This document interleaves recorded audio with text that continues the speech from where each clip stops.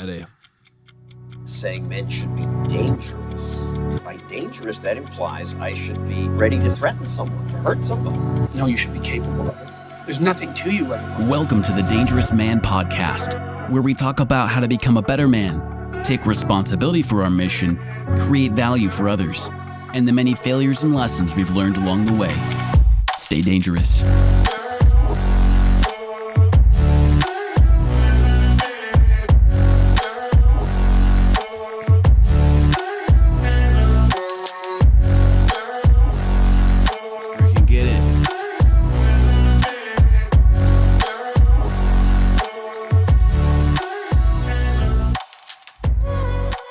Welcome back to another episode of The Dangerous Man. This is your host, John Kostohris, joined by the one and only co-host, Adam Thooft. What's up? Woo! It was a bright and early today, wasn't it, Adam? Oh yeah. That was both ways, by the way. Up early. Yeah, exactly. And I wouldn't have it any other way except going to bed earlier. Yeah. You're always like, more sleep would be nice right now. Oh Yeah. man. But I walk in the basement and Adam's stretching and I'm like, oh, that is such a good idea. Like, dude, I'm not going to lie. One of the best ways I've ever woken up was getting out of bed and then going right into a deep squat. And I'm not talking like load up the barbell kind of squat. I mean, just like, if you've ever been to India and places in the world where they don't have like toilets they sit on, it's like squat down on this, you know what I mean? It's like you're squatting in the woods, but you're just... That's how some countries... You're not pooping. Yeah, anyways, a lot of people listening to this might be like, well, duh, John. Like, what do? You posh American sitting on a porcelain throne? But anyways, I would be like, whoa, like it just wakes me up. So, and then there's a reason people like get out of bed and they're like, kind of like yawning, stretching, but like actually stretching is like really effective way of getting blood flow and waking up. And so anyways, pretty awesome. But yeah, that's how we're getting into it today. So some ancient yard statue that sounds really weird. I'm gonna stop. We were stretching. It was great. Moving on. Moving on from stretching. But yeah, this is where I very naturally or unnaturally, depending on you guys can vote in the comments. Segue to Adam. Yeah, so we did some crazy stuff yesterday. Dude, it was wild. Absolutely wild. Because John was like, I have a lot of deadlines I need to meet to actually like get stuff going in business. But also being like entrepreneurial sometimes can be hard to like keep yourself accountable to like doing stuff on time. So basically what we did is we have our huge, absolutely massive whiteboard. Mega. In the basement here. And we just like wrote out, okay. Dude, this whiteboard is the size of Texas's ego. That's really big. That's really big. That's really big, folks. But we wrote out like everything that John had to do. We love you, Texas. Yeah, Texas is great. It's the Minnesota of the South.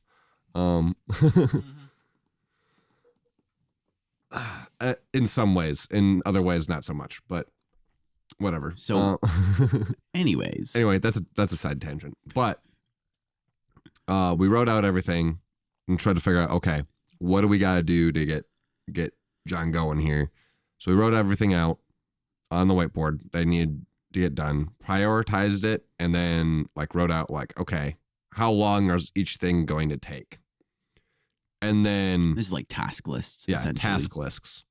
And then it's like, all right, this is the first thing you need to go. You just need to start getting stuff done at this point. So just go get this done.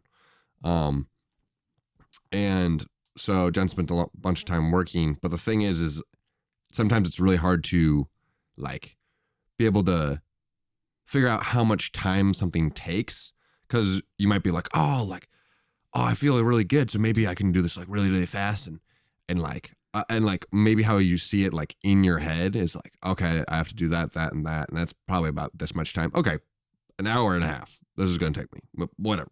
Exactly. Whereas when you get into it, you're like, oh, there's this other thing that I forgot that is part of this that might take longer than I thought it would. Yeah.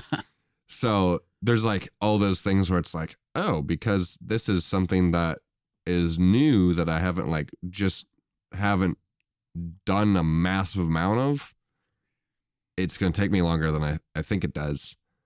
And yeah, so there's kind of like okay, well, one, I give myself like a timer to get it all done in. And when I say I mean, this is what John was doing. Yes. Describe me. Yes. In my awesomeness. awesomeness. A not so clean shaven, but still handsome, man trying to get work done for his business to make it amazing. Dude, it was a glorious day. It was, I think we estimated 8 hours and 25, words, 8 hours and 15 minutes. That's how the math checks out. Yeah. It's 8.25 hours, guys. I was like, it's not 25 minutes. I did study math a little bit as a kid, despite it's weird what the haters because might think. An hour doesn't separate into like 100 chunks. Right. So it's just like a little, the math is weird. It is weird. I know I'm pretty good at it unless it's 7:30 in the morning. But and what was I saying? Oh, I was getting after doing a ton of work, and we estimated 8 hours and 15 minutes, and it ended up a few less tasks than I had planned, and it took me about 12 hours. Yeah. So I think we estimated like probably about 3 times the length on I had to bump some tasks to today. And so it was interesting because we were talking about it after, right? And Adam was he was more or less filling the role of, if you've ever seen those ads from, with those Aaron Rodgers ads from back in I think it was a State Farm thing. It was like, we pump you up. It was like those Russians. It's great. If you look up Aaron Rodgers Russians ad, State Farm or something like that. It's really funny. Anyways, it was from like 10 years ago. Yeah. But that was basically Adam was just kind of a pump you up encouragement, and then it was just basically accountability. Yeah, I was basically motivation and accountability. Yeah. I think it was really great though to just this is actually what I need to get done, and here's the time I'm allotting to each task. This is what was happening yesterday, and essentially coming back and setting timers and really being like, okay, I'm working on building up this website, and okay, this and that. Oh, I should do this. Ooh, that's cool. Oh, wait, I gotta keep moving. I'm on the clock. I can come back and do this later. I can always make it look better later. I just need to get things. It just kind of kept me moving, right? And I think that was really good because I'm trying to meet deadlines. And maybe if you in your business or at work in your career, certain deadlines, it's like the value of time tracking is amazing. I did it for 9 months at one of my jobs that I worked for a company. And I'm realizing working for myself, having my own business, it's really valuable to still time track and just I'm not accountable to a boss. I'm not accountable to, the team that could, fire me or whatever. But a lot of it's just good conversation. It's how can you help somebody grow? I think, and this isn't more of an idea, but how do you help somebody grow unless you have some insight into what happened? And you could ask well, how'd it go? What happened? Why did it take so long? How long did it take? And you go, and just it's just so imprecise. You have no idea. In my experience, at least, it's hard to understand or remember exactly what happened, and it gets lost in the sauce. And did I spend on that task? And you can kind of be like, oh, Facebook or this, and just get lost in the sauce on, watching a really funny ad and then clicking into the website and then checking out their whole offer and then almost pulling your credit card out and then going, oh, I should probably get back to work. It's kind of funny, but it happens from time to time. That's what happens when you're a marketer and you're like, this is brilliant. And you run some good marketing. You're you're this is great. This is great. That I need to go. Oh, they're trying to get okay. That's right. Yeah. That's right. This does cost money. So it's it's easy to almost give yourself unlimited breaks oh, I've been working. I'll give myself a break.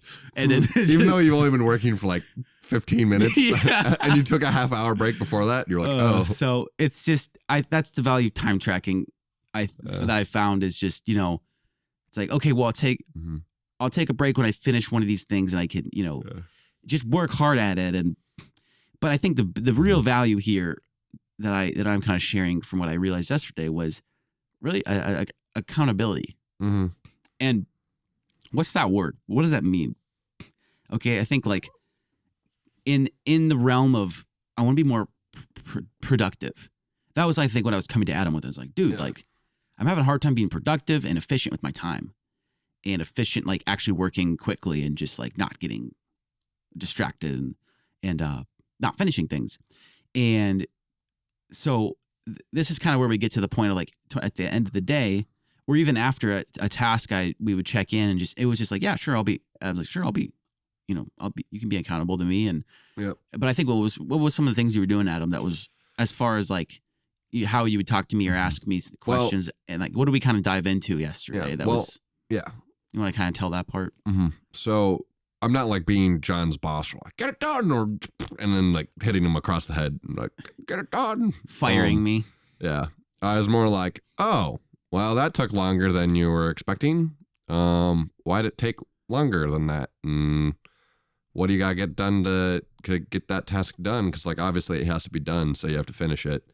I think it was a scenario that, what it was like, it was supposed to be an hour and a half for the both tasks, and I think it ended up being 2 hours or an hour 25. An hour 20. I think 2.5 hours, 3 hours.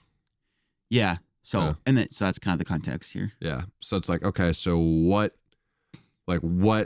in that did you kind of underestimate how much time it would take? What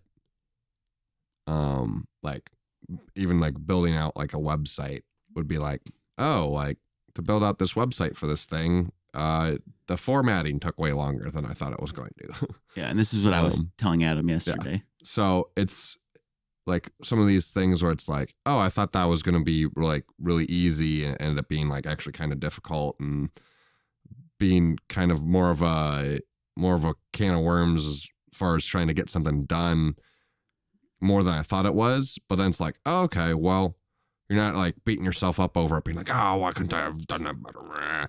You're going, oh, well, I guess I just need to make sure I, plan more time for that in the future if I have to do something like that.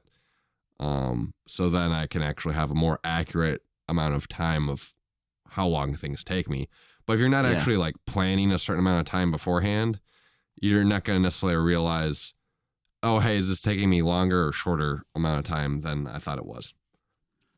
Yeah. Right. Like, yeah, exactly. Like there's no reference point. Like I think what was powerful is we set an initial threshold of, this is probably an hour and a half task. And then what was it actually?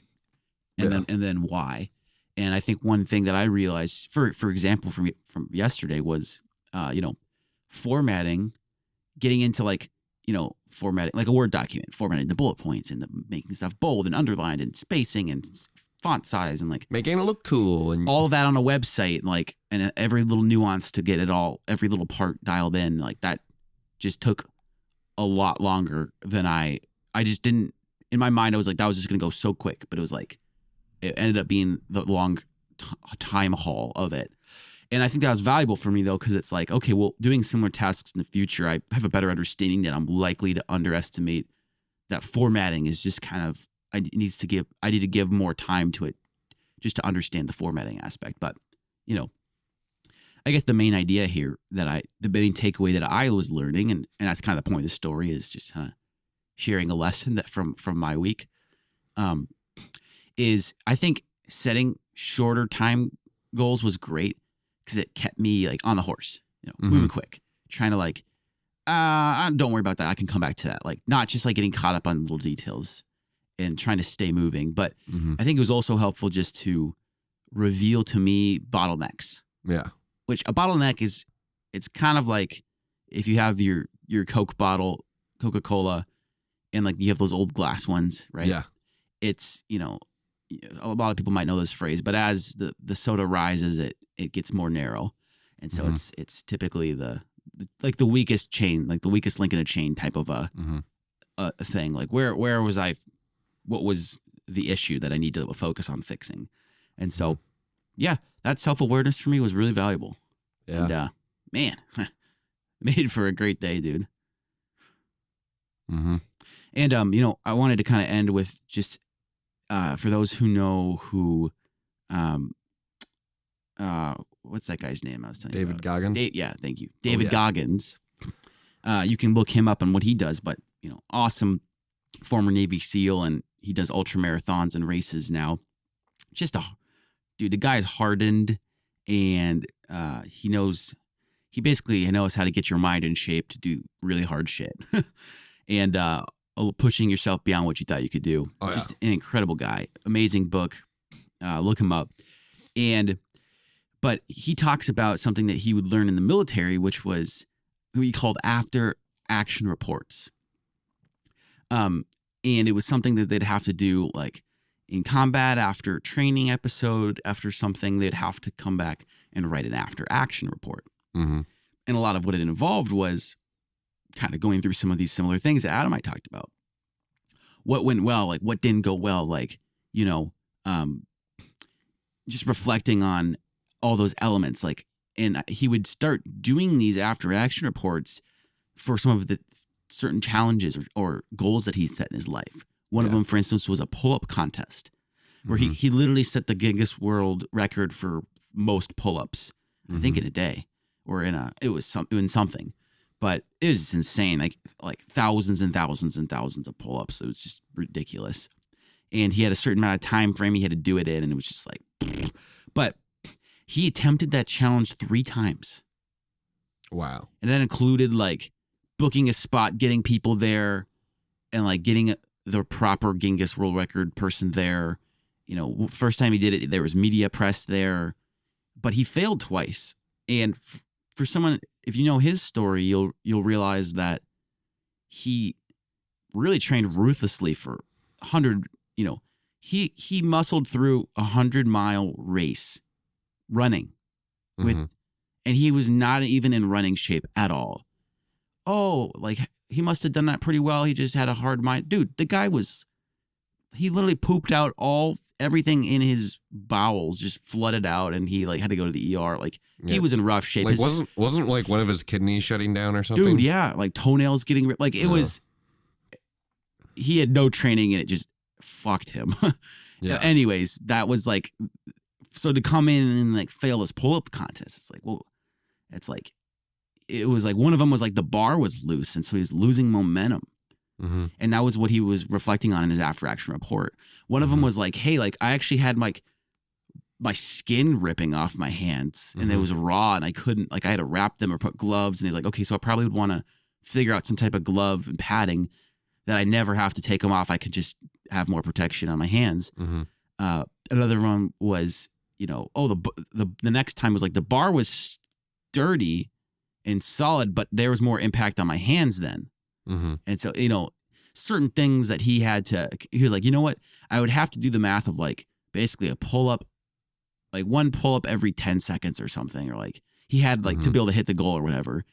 And he was like, oh, I pushed myself too hard at the beginning. Like things like, these are examples like from pacing his himself, kind of almost like you're running a marathon. Yeah. And he had all these, here I want to hydrate, or I want to try getting like he just had all this, I don't know if it was massage, but he had these changes he had made so that he could be more successful. And eventually, and that's honestly how pretty much every person that's successful does it, is they just take a step back, reflect, recalibrate, and try again. And I think what differentiates people from being able to accomplish some goal or task and be successful in business and life is they'll stop, they'll quit, they'll give up. And so the unsuccessful people. Correct. Yep. Yeah. And so I think the real kind of skill here that I've been learning about and kind of wanting to share on this episode is really that ability to reflect and do like what David Goggins did, take a personal after action report. And I think one of the biggest tools is actually to find in the terms of my old sales boss, robust conversation with an accountability partner on a weekly basis. Maybe even a daily basis. You find somebody who's either going to be a life coach, a business coach. Maybe it's more of a friend who just is willing to check in with you regularly on certain criteria that you set up, like these tasks, and check in with me to make sure I'm staying on target, and things like what Adam was doing for me as a friend today or yesterday. And so that's kind of some of my reflection from yesterday, and yeah. Mm-hmm. I think it's really important to be able to reflect on, okay, this didn't work, this did work. How do we move forward? And also make that like kind of just wired into your life so that you'll be constantly improving and being able to see kind of like be able to see yourself grow in a way and be like, oh, like I used to do that in that amount of time, but now I can do it in this amount of time. I'm getting better at this. So I think a lot of those things, there's a lot of like nuances in it where you can actually get a lot better, where someone can get a lot better just by actually evaluating and then being able to see growth in that. And I think that's what's so important about like the accountability. It's because it really just helps us grow. Just kind of like imagine if everyone tried to like have someone to like be a robust accountability partner and be able to, see, okay, this is where I'm doing well. This is where I can do better. And then being able to use that growth to give them more momentum to keep going and growing every day and being able to be like, okay, but not necessarily just like be like, oh man, I'm so bad at it. No, it's growth. Just be like, okay, that's what it was. I planned differently. But imagine if a lot more people were doing that, how much like growth we'd see instead of like negativity. It'd just be like growth upon growth, because you'd be like constantly evaluating and then just growing rather than not. I don't know. Like yeah. But you'd be growing a lot more because you'd be evaluating, okay, what was different? What was different about my expectations? How can I do this better next time? And being like almost detached from it, your ego detached from it, so you can just kind of look at it objectively. Yeah. Share the show if you want to help other men embrace danger and become truly great. You've been listening to The Dangerous Man. Join us next time. Until then, claim your greatness and stay dangerous.